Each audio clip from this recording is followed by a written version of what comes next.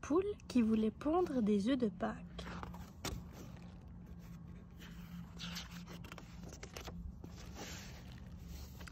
On est à la veille de Pâques, il fait beau. Un point noir se déplace rapidement dans le ciel. Qu'est-ce que cela peut bien être? Le point noir tourne au-dessus de la maison de Nathalie, puis atterrit dans le verger. L'objet est une grosse cloche que Pouf trouve en grande conversation avec Picorette, la mère poule. « Ainsi, vous partez pour Rome, madame la cloche ?» demande respectueusement Picorette. « Appelez-moi Marie Gaspardine » répond la cloche d'une voix si puissante que tout le voisinage en frémit. « Plus bas, s'il vous plaît » s'exclame le chat. « Vous avez failli me rendre sourd pour le restant de mes jours. »« Ce n'est pas ma faute » explique la cloche. « C'est moi qui donne le dos dans la cathédrale de Chartres. Alors, pensez-vous ?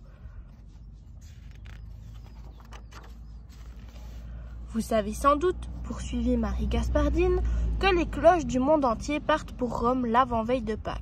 Naturellement, c'est l'embouteillage. Il n'y a pas de service d'ordre ? S'étonne Picorette.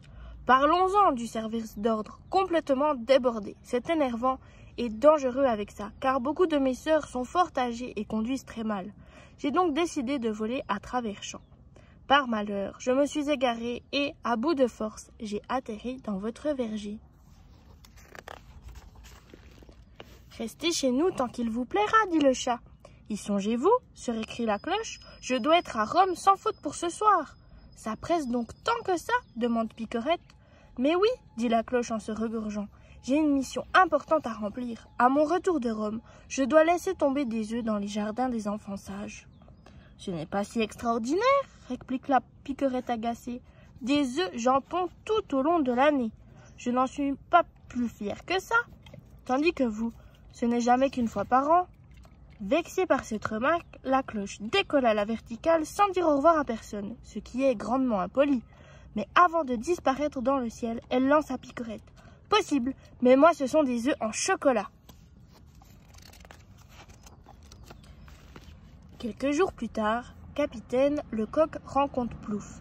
« Je ne sais pas ce qu'il se passe, lui dit-il. Picorette, la meilleure pondeuse de notre poulailler, a perdu toute son ardeur. La nuit, elle réveille tout le monde en faisant des rêves où il n'est question que de cloches, de poules, d'enfants sages et d'œufs en chocolat. » « Elle est jalouse, répond le chat en racontant à Capitaine ce qui s'est passé le samedi saint. Capitaine fait des remontrances à Picorette. Mais la mère poule continue à s'aimer le désordre dans le poulailler. Chaque fois qu'elle a pondu un œuf, elle le casse à furieux coups de bec en grommelant. « Il n'est pas en chocolat, il n'est pas en chocolat, pourtant j'y arriverai cette fois, fouet de Picorette. » Les parents de Nathalie s'aperçoivent que Picorette brise tous ses œufs, ce qui les rend immangeables. Il est bientôt ouvertement question de lui tordre le cou. Malgré son grand âge, elle fournira la base d'un bouillon bien gras et fort acceptable. Comment sauver l'entêté?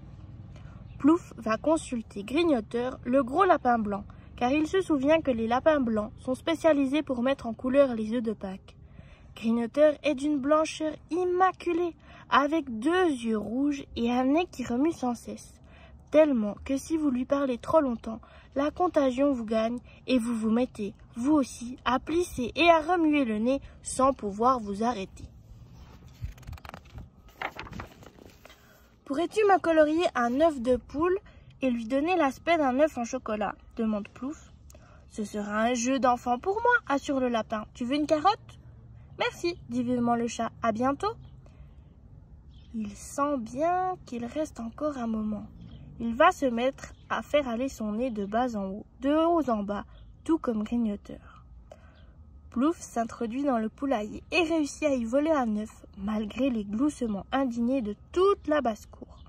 Il va déposer précieusement cet œuf dans le clapier de Grignoteur. Grignoteur se surpasse et le résultat est fameux. On jurerait un œuf en chocolat. Plouf se cache dans le poulailler, derrière le nid de Picorette. Au matin, dès qu'elle a pondu, Plouf enlève son œuf et le remplace par l'œuf de Pâques. Qui est folle de joie? C'est Picorette. Les autres poules conviennent de fort bonne grâce qu'elles n'ont jamais vu un tel prodige. Et Capitaine doit intervenir énergiquement car plusieurs d'entre elles commencent à se disputer en prétendant qu'elle serait capable d'en faire autant. Arrivé comme par hasard, Plouf admire l'œuf et le proclame le plus bel œuf de Pâques du monde. Puis, pour que Picorette ne s'aperçoive pas de la tromperie, il suggère « Si on l'offrait à Nathalie, voilà qui lui ferait plaisir !» Tout le monde est d'accord. On réquisitionne la tortue, considérée comme un moyen de transport peu rapide mais sûr, et on chasse Pointu, le petit hérisson qui veut s'approcher de l'œuf et pourrait le crever avec ses piquants. Tous les animaux s'en vont en cortège jusqu'à la maison de Nathalie. Nathalie, qui est au courant de toute l'histoire, remercie beaucoup Picorette de sa délicate attention. Ensuite, elle l'invite à pondre désormais des œufs comme toutes les poules. Pleine d'orgueil, Picorette promet tout ce qu'on veut et la paix règne à nouveau dans le poulailler. Pendant ce temps, la cloche, cause de tout le mal, provoque de graves désordres dans sa cathédrale en sonnant le dos de travers et à contretemps. Elle est toujours de méchante humeur et ne répond même plus quand Ernestine, Sophie, Joséphine, pourtant son aînée de 90 ans, lui adresse la parole. Elle répète tout le temps « Je prouverai à cette poule stupide que je suis capable, moi aussi, de pondre un œuf tous les jours. » Tant et si bien que monseigneur l'évêque, désespérant de la mettre à la raison, la vend à un marchand qui la fait fondre, et on n'entend plus jamais parler d'elle. Et c'est la fin de notre histoire.